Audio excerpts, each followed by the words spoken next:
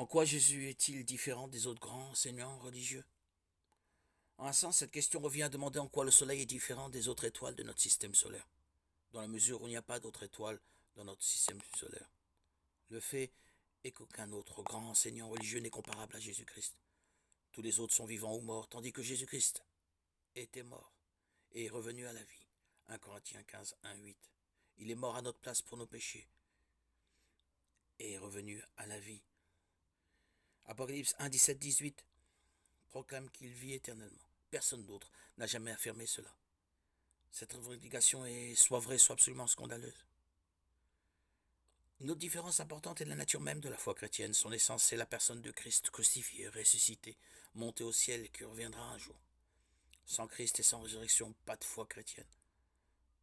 Comparons cela aux autres grandes religions. L'hindouisme, par exemple, ne dépend en rien des swamis qui l'ont fondé, pas plus que le bouddhisme. Même l'islam dépend des paroles et enseignements du prophète Mohammed, et non pas de l'affirmation qu'il serait ressuscité des morts. En 1 Corinthiens 15, 13, 19, l'apôtre Paul dit que si Christ n'est pas ressuscité, alors toute notre foi est vaine et nous sommes encore dans nos péchés. La foi chrétienne est fondée uniquement sur la vérité de la résurrection de Jésus-Christ. S'il n'est pas ressuscité dans le temps et dans l'espace, alors toute notre foi s'effondre. À travers le Nouveau Testament, les apôtres et évangélistes fondent la vérité de l'Évangile sur la résurrection de notre Seigneur Jésus-Christ.